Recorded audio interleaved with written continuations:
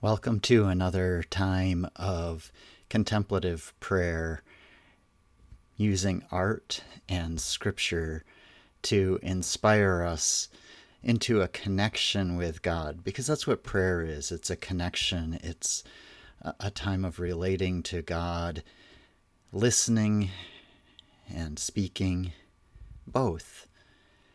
And in contemplative prayer, we spend time trying to deepen that connection. Not just spending time talking, but taking time really to try to listen to what God is saying to us each and every time. We continue to use Juliet Benner's book, Contemplative Vision, as a guide for our artwork today, and I'm so thankful for all the work that she has done in preparing that for us. Listen to these words from Chapter 9 of Juliet's book. As we meditate on Jesus' life, we see how his journey models the way for us to face the challenges and joys of our journey and be fully surrendered to God. How to die to self and allow God to have complete rule in our heart. Jesus never lost sight of the destination of his journey. He was entirely focused on doing God's will. His vision was never clouded by distractions or by his own selfish desires. He followed God's leading, trusting that God was always with him, even in the most difficult stages of his journey. Jesus' life was animated by deep involvement in the lives of people who surrounded him. He experienced joyful times of celebration, sad times of losing people he loved, highly emotional occasions of being revered and reviled, lonely and misunderstood times, and times of frustration and anger. His darkest moments, of course, were those which led up to his prayerful struggle in Gethsemane, his arrest and trial, and his subsequent death on a cross. Today we take on Ridolfo Ghirlandaio's painting Procession to Calvary. And so we're looking at that most difficult moment, that darkest moment of Jesus' life.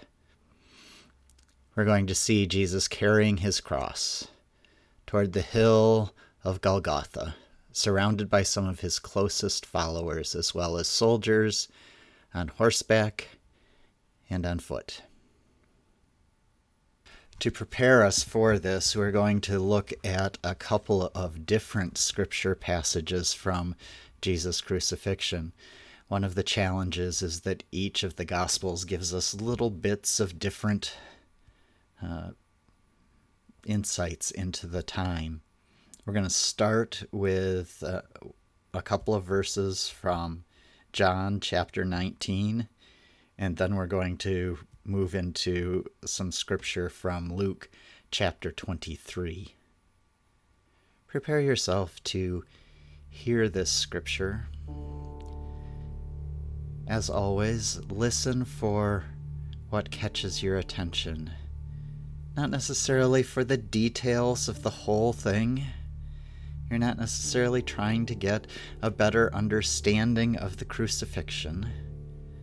But how is God speaking to you in this scripture? What words or phrases seem important? Let's listen.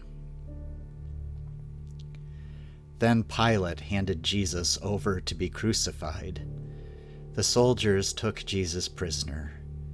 Carrying his cross by himself, he went out to a place called Skull Place, in Aramaic, Golgotha. As they led Jesus away, they grabbed Simon, a man from Cyrene, who was coming in from the countryside. They put the cross on his back and made him carry it behind Jesus. A huge crowd of people followed Jesus, including women, who are mourning and wailing for him. Jesus turned to the women and said, "Daughters of Jerusalem, don't cry for me. Rather, cry for yourselves and your children. The time will come when they will say, 'Happy are those who are unable to become pregnant, the wombs that never gave birth, and the breasts that never nursed a child.' Then they will say to the mountains, 'Fall on us,' and to the hills, 'Cover us.' If they do these things when the tree is green, what will happen when it is dry?" They also led 2 other criminals to be executed with Jesus.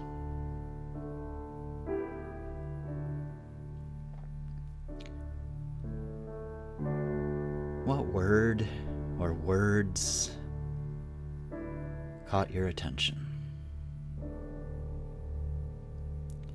Begin to think about those words. What do they have to do with your life right now?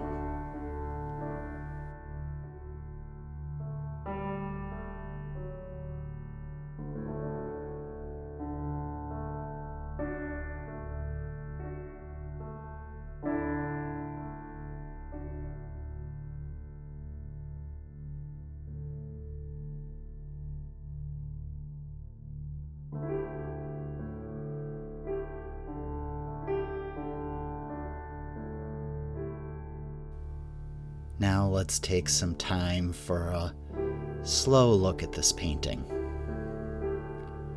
Look at the whole thing. What immediately draws your interest? Who or what is the focal point for you? Take a moment and look around.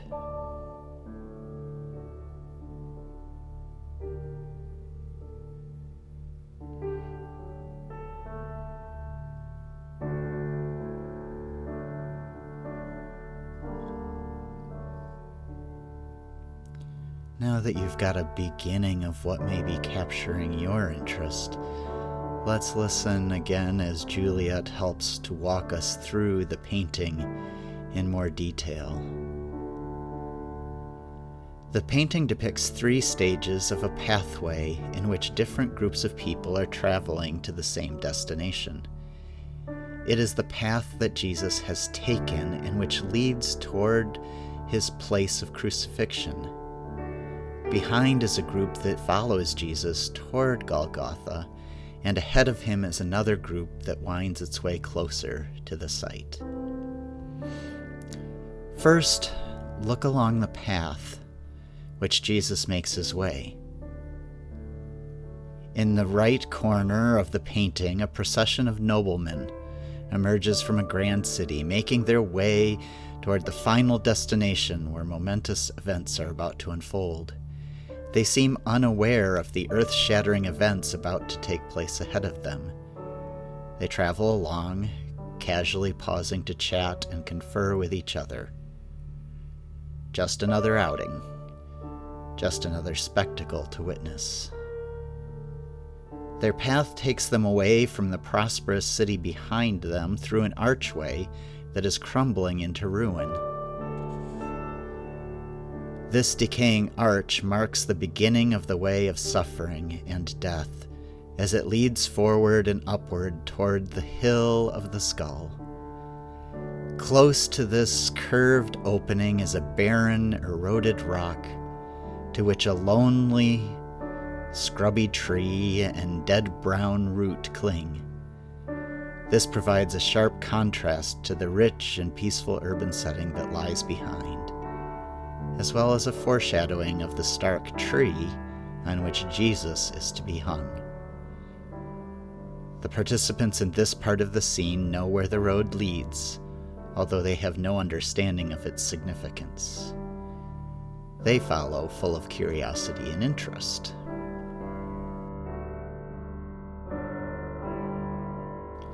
In the opposite, left corner of the painting, we see others farther along the trail up toward the hill.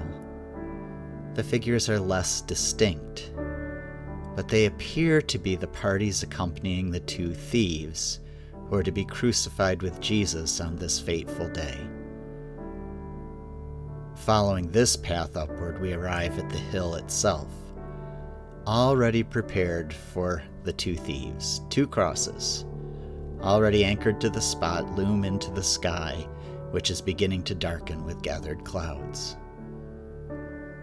Almost at the center of this distant hill, a horseman carries a tall red standard that pierces the center of the hill, marking the exact place where Jesus' cross will be placed.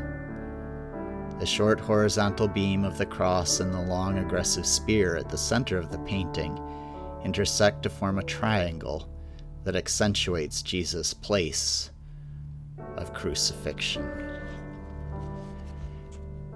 Jesus himself is placed directly in line with this to leave no question for the viewer where he's headed, nor does it leave any question about his fate. The soft, gentle colors of the background of the painting belie the ugliness and suffering of what is taking place directly in front of us. The two groups on either side of the painting frame the central figure of Jesus and help focus our attention on him. He stands out in his red robe, his body bent under the weight of the cross as he walks barefoot on the stony path. He is also being dragged along by a rope tied to his waist, which the soldier ahead of him firmly grips. In spite of his suffering and anguish, Jesus' face appears calm and tranquil. The crown of thorns presses heavily on his head. From it, drops of blood stream down his brow and neck. Ghirlandaio's visual representation of Jesus' journey to Calvary depicts him being followed by a large crowd of people and of women who are mourning and lamenting him.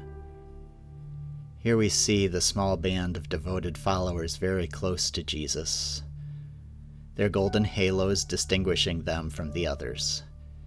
They accompany him on his painful route to Calvary. They are conformed to his suffering as they walk with him and enter into his painful struggle. They are focused entirely on him as they walk closely behind. Their faces are mournful, yet they bear an incredible stillness and peace about them, a peace that stands in bold contrast to the other people in the scene. Also notice the similarity between their posture and faces and that of Jesus. As his body stoops under the weight of the cross, so these women lean toward Jesus with their gazes fixed on him.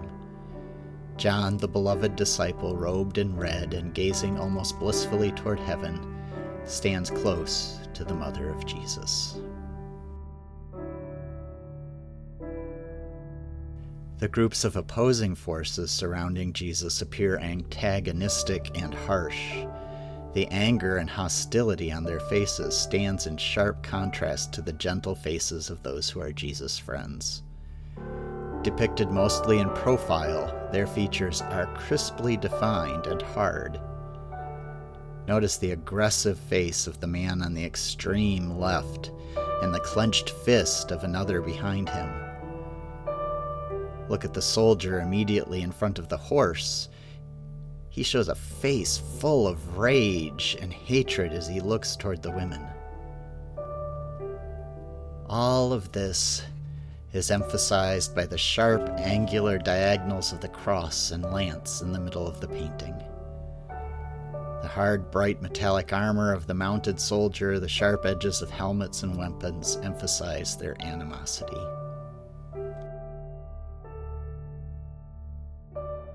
Notice that almost all are looking somewhere other than outward toward the viewer. There are actually only two faces that look directly at us. First, there is the man on the far left carrying a long rifle. He looks unwaveringly at us as he points his thumb back toward the figure of Jesus. There is also the face that looks at us on the cloth held by the woman who kneels slightly behind Jesus.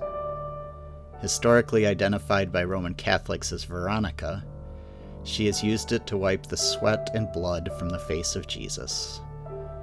This action has imprinted Jesus' face on the cloth, and now Jesus' own face seems to be gazing out at us. Both these faces confront us with questions about our own journey of transformation.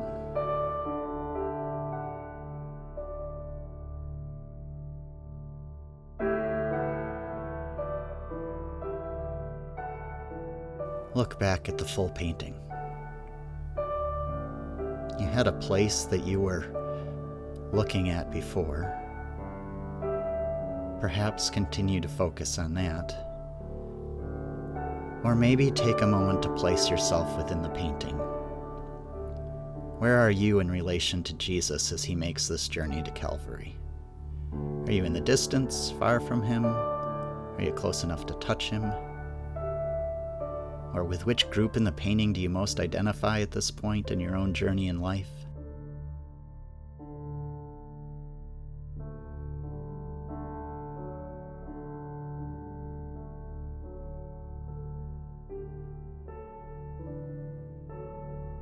Think about these things.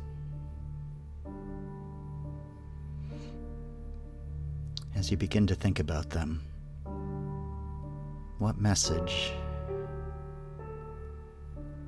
do these images have that connects with the words of the Scripture?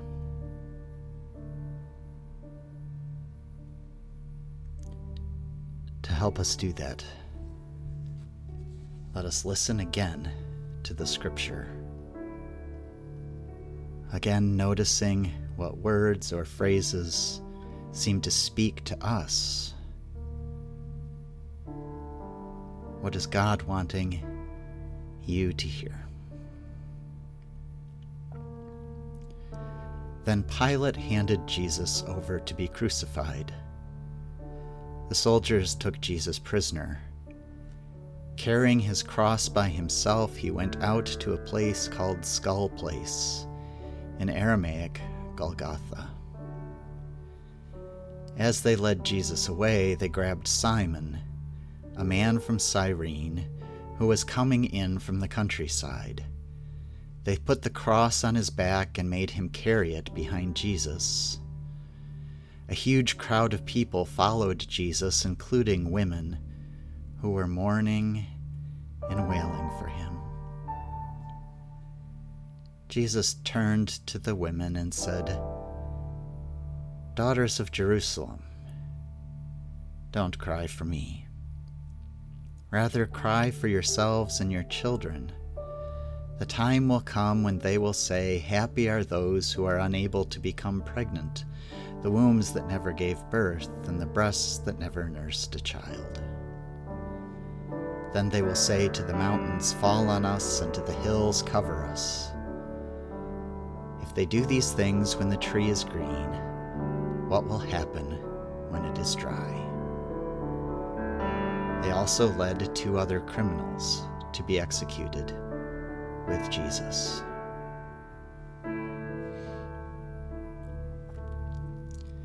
As you reflect on the passage again, it's not trying to understand the meaning of the passage that you are after. You are listening for those few words or that phrase that God is using to speak to you.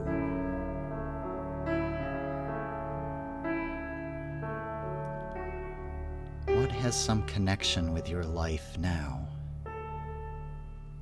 What has some connection to what you were focused on in the painting and caught your eye there?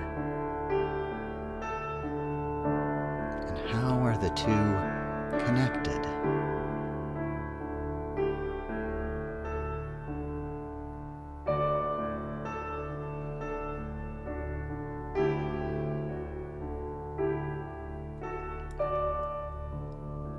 Look again at the painting.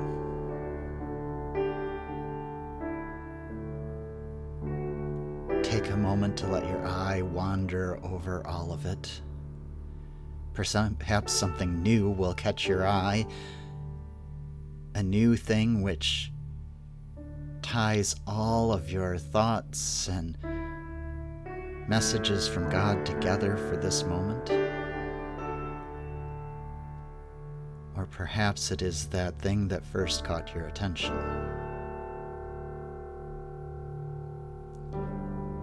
Whatever it is, look deep into that place in the painting.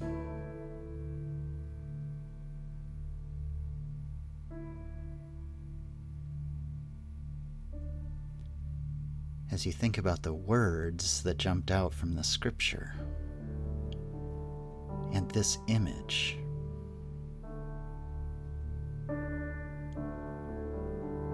what is God saying to you today?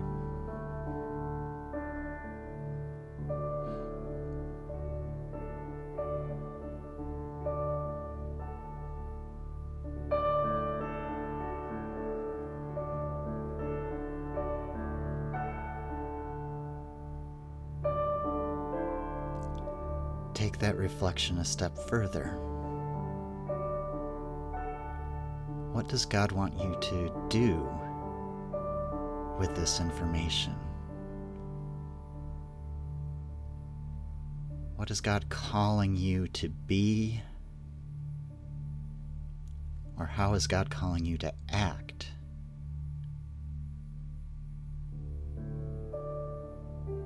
Or perhaps, what does God want you to know?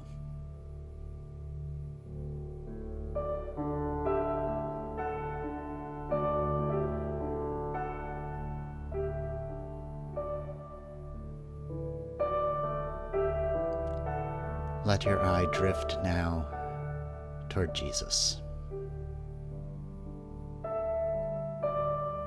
Hear him saying to you whatever it is he has been saying to you through the words of Scripture and through the image.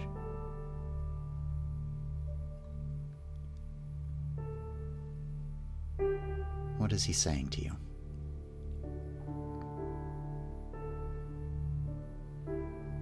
And how do you respond?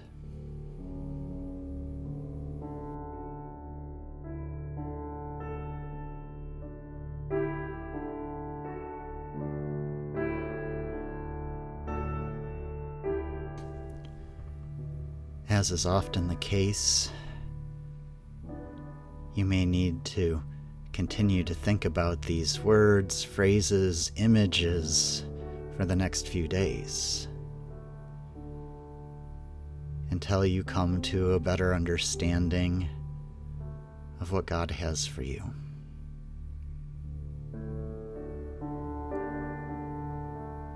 Use them to inspire yourself to draw closer to God and to open your ears to God's leading and your eyes to God's presence.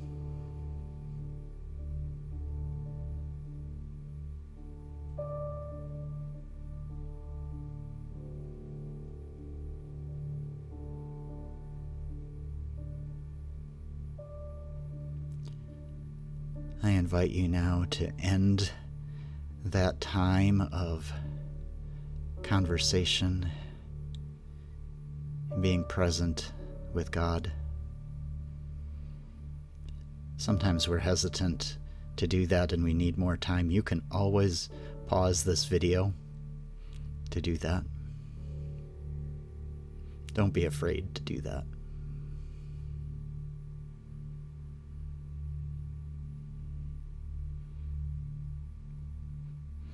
As we come back to this time and this place, I hope that you have found in this moment of darkness in Jesus' life a word of light or hope from him that speaks to your life when perhaps it is also dry and difficult. thank you again for participating in this time of holy and sacred connection with God. And until next week, God bless.